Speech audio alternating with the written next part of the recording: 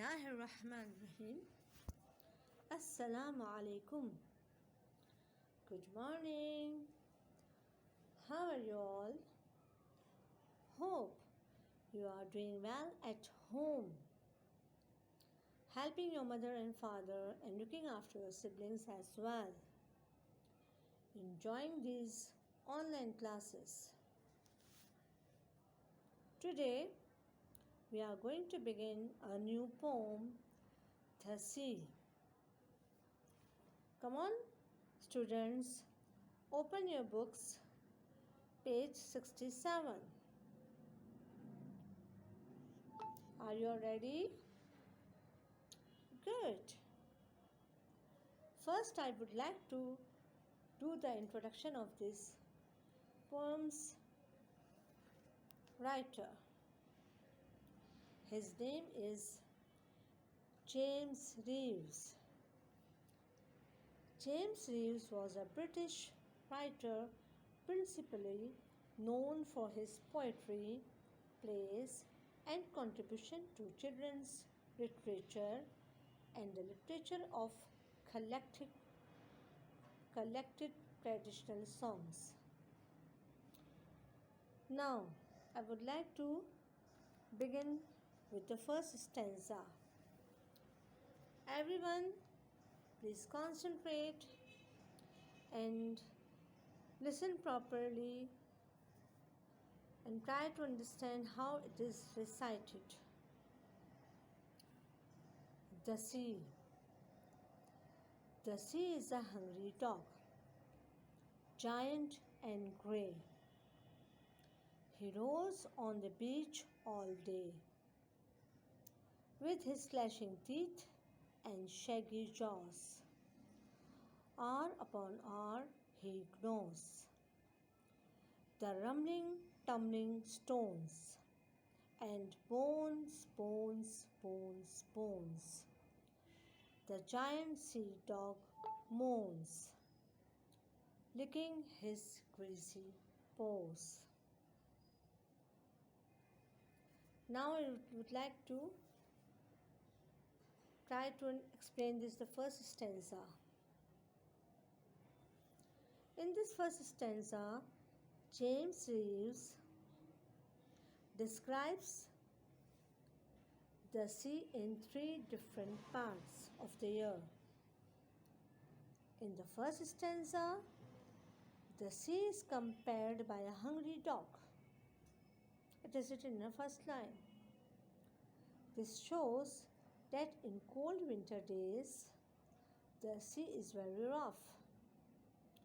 By the repetition of bones, bones, bones, the poet shows us that he is hungry.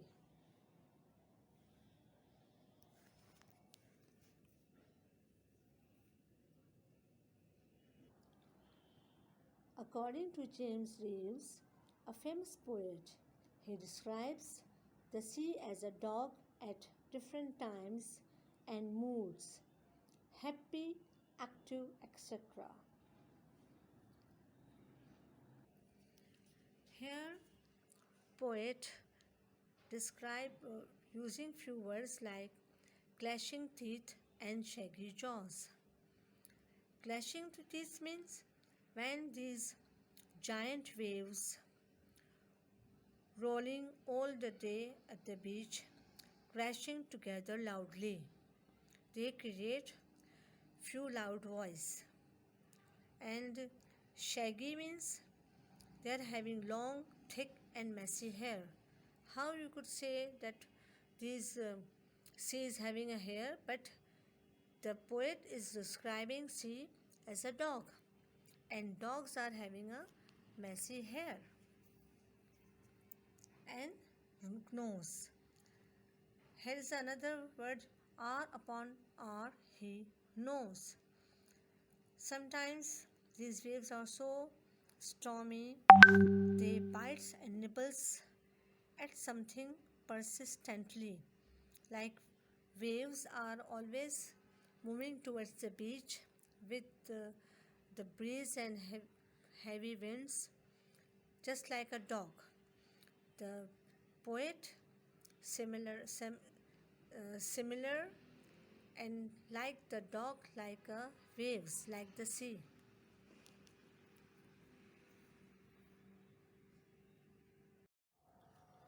Now it's time to recite the second stanza. And when the night wind roars and the moon rocks in the stormy cloud, he bounds to his feet and snuffs and sniffs, shaking his wet sides over the cliffs, and howls and hollows long and loud.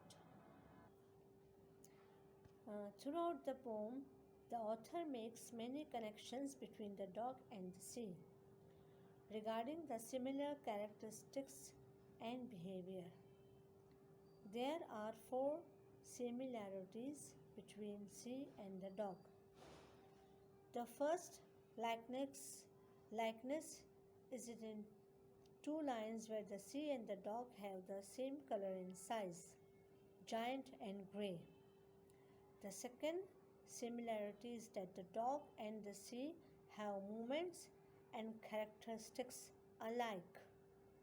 The first most obvious example is that the waves in the ocean are similar to dog inside a tub of water. When the dog moves, there are waves and they crash upon the walls and tub, causing the little droplets to fall back down into the tub. In the sea, the waves similarly crash on the cliffs, creating a shower crystal clear sea water. Is it okay? Now, students, are you get ready for the third stanza? But on quiet days in May or June, when even the grasses on the dune play no more their reedy tune, with his head between his paws, and lies on the sandy shores, so quiet, he scarcely snores. In this stanza, the dog is inactive and sleeps, scarcely snoring. There is also an extra line at the bottom of the poem that describes how serene the surroundings can be when a dog is asleep. This whole poem is actually a very long metaphor describing how the sea and a dog are similar. To support this connection, the poet uses few words, includes giant and grey. Now, the third stanza, the poet describes the sea as a calm dog. This happens mostly during summer. It lets people enjoy and have fun. The rhythm is not regular, such as the mood of the sea. Dear kids, as we have finished this poem, now do the words meaning and the summary in your English literature copy, which notes are already provided to you. Okay, see you.